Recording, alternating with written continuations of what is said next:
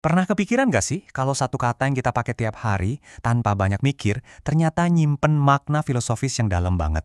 Emangnya bisa ya satu kata doang punya kekuatan buat ngebongkar cara kita mandang masyarakat, politik, bahkan dunia? Nah, ternyata jawabannya adalah sangat bisa. Setidaknya itu menurut sebuah buku yang cukup provokatif. Judulnya Filsafat Kata, karya Reza A.A. Huatimena.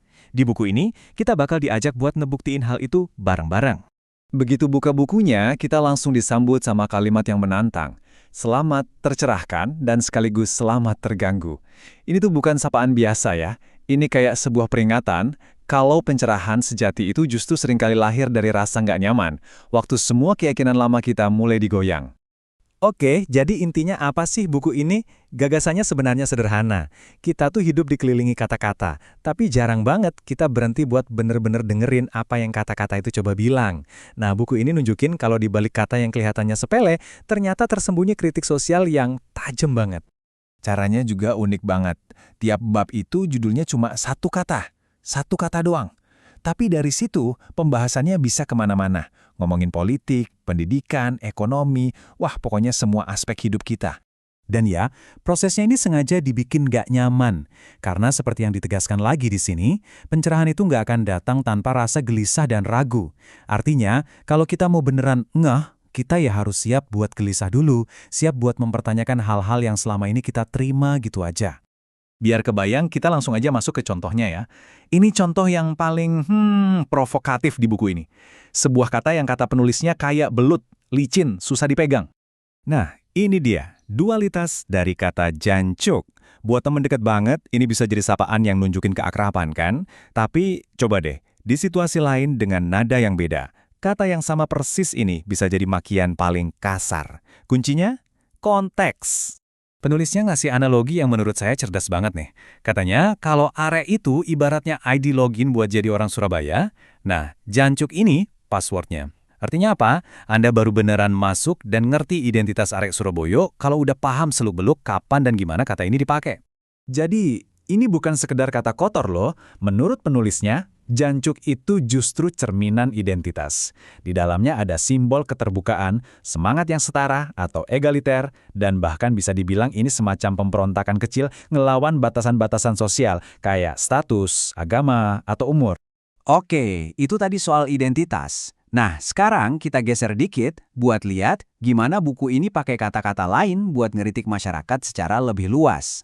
Kita ambil kata lomba. Selama ini kan kita mikirnya lomba itu ya bagus, positif, ya kan? Tapi penulisnya justru ngelihat ada sisi gelapnya.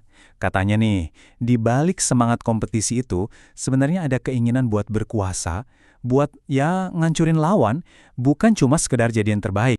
Nah, obsesi sama lomba inilah yang menurut penulisnya bikin kita jadi pecah belah.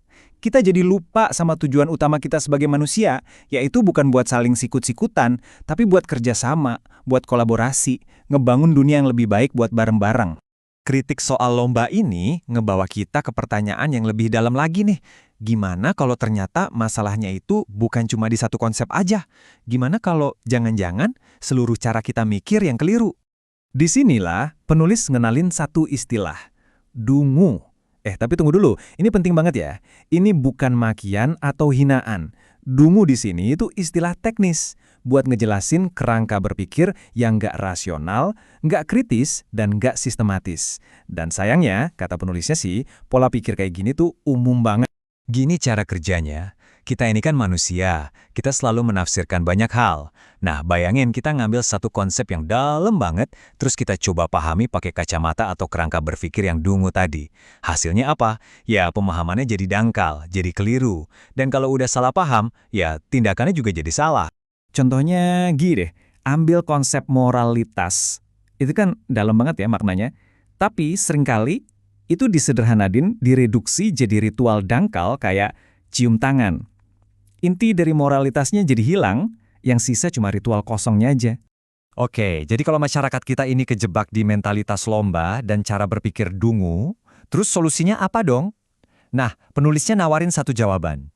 Cuma satu, pendidikan. Karena menurut dia, krisis kita yang paling utama itu krisis moral.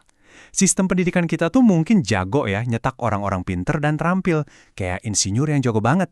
Tapi gagal ngebangun karakter yang baik. Hasilnya, ya pinternya itu malah dipakai buat korupsi misalnya. Makanya, visinya adalah reformasi total pendidikan. Pendidikan itu harusnya bukan lagi soal ngapalin doang, tapi soal ngebangun kesadaran kritis. Pendidikan harus jadi cara buat ngebebasin kita dari kedunguan berpikir. Tujuannya buat numbuhin cara pikir yang rasional, kritis, dan yang paling penting, ngajarin kolaborasi, bukan kompetisi. Nah, kita udah lihat kan, gimana metode ini bisa dipakai buat ngebongkar macam-macam. Dari identitas, ngeritik masyarakat, sampai nawarin solusi. Sekarang, giliran Anda. Dari pembahasan ini, kita jadi lihat kan betapa luar biasanya kekuatan yang kesimpan di dalam sebuah kata. Dari kata jancuk sampai pendidikan, ternyata tiap kata itu bisa jadi kayak kacamata baru buat kita ngelihat diri sendiri dan masyarakat. Jadi, setelah ngobrolin semua ini, saya mau ninggalin satu pertanyaan buat Anda. Coba deh pikirin satu kata aja yang sering banget Anda pakai sehari-hari. Apapun itu. Nah, pertanyaannya, setelah ini, apa Anda masih bakal ngelihat kata itu dengan cara yang sama? Karena ingatkan kata-kata di awal tadi, nggak ada pencerahan tanpa rasa gelisah. Jadi, selamat tercerahkan, dan ya, selamat juga untuk terus merasa terganggu.